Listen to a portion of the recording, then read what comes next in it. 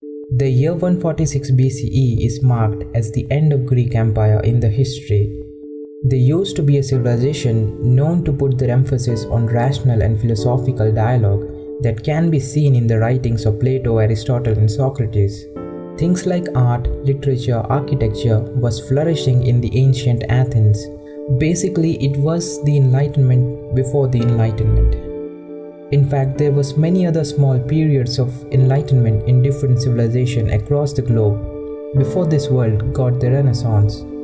Most of these civilizations were either conquered or infected by irrational and totalitarian ideas. But all of this begs an important question.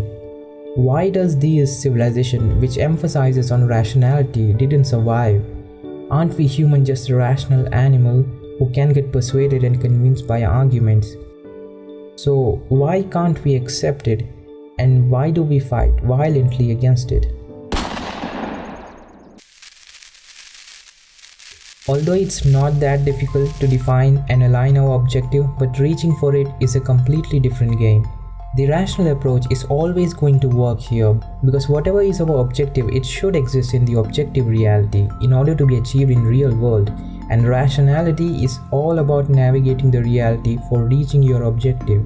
So if you want to build an airplane, you start by studying physics and aerodynamics, not black magic. All of this might look very straightforward, but there is a caveat. Human beings are incentivized for reaching their goals or objectives. We sense a feeling of pleasure, satisfaction, and fulfillment once we reach the objective. But that doesn't happen with the journey involved for reaching that objective, which is rationality, which also happens to be the most difficult and painful of these journeys. And humans, not so surprisingly, are evolved to avoid it whenever possible.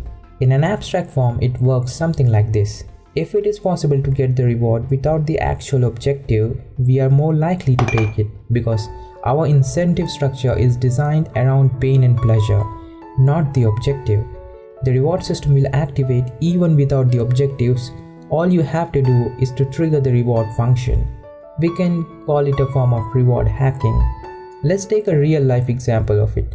During the events of solar eclipse in the past, our ancestor asked the basic questions like what is causing this event, the real answer to which is obviously millennials away from that time. But our reward system isn't going to satisfy unless we get an immediate answer. So cleverly our ancestor invented the answer instead of discovering it. So they thought that solar eclipse is caused by devil or something along those lines. The details doesn't matter here. But what does matter is how easy it is for us to accept the wrong and easy answer.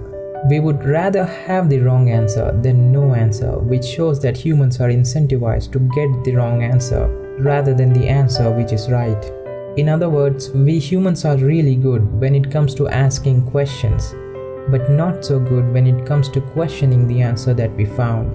Now, most of us have been taught that the reason why we reach the wrong conclusion is because of lack of knowledge, but actually is because of false knowledge, which we invent when there is an actual lack of knowledge.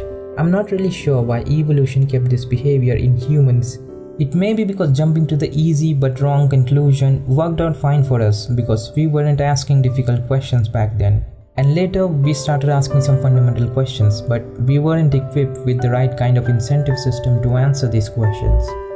However, in spite of all these factors playing a major role in the way we think and approach reality, we do see people adopting rational approach.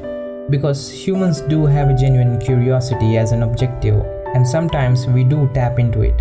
The best example of this is science. You cannot do science if you want an easy, satisfying answer, because in its simplest way, science is a pursuit of truth, an honest understanding of how the nature works.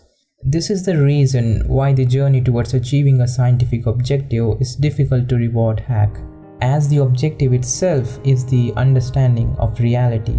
So in this scenario, the journey and the objective are same, so the incentives doesn't trigger unless we reach the objective. To give you an example, a physicist might endorse a hypothesis just because it is mathematically beautiful, but if it contradicts the evidence, he or she has to let it go if they really want to do science. Now, I'm not claiming that scientists are immune to reward hacking in all kinds of objectives. It's just that they're unlikely to do so once they have seen the benefits of avoiding it. But unfortunately, understanding the nature is not the only objective we have, and we must deal with the difficult journey for the rest of our objectives. So that concludes that rejecting our journey is ingrained in us, which can manifest like any other human characteristics. And the only way to avoid it from overpowering us is by learning and educating ourselves from the mistakes that our ancestors made in the past. And it's not about achieving the enlightened society anymore, because I think we already have it like the Greeks did. It's about how long can we maintain and preserve this enlightened value that we have, which is a never-ending objective that we all should share together. Thank you for watching this video, guys. If you found this video to be helpful, make sure to hit that like button. I will be making science and philosophy video in this channel, so if you like that kind of content, make sure to subscribe my channel. And I hope to see you next time.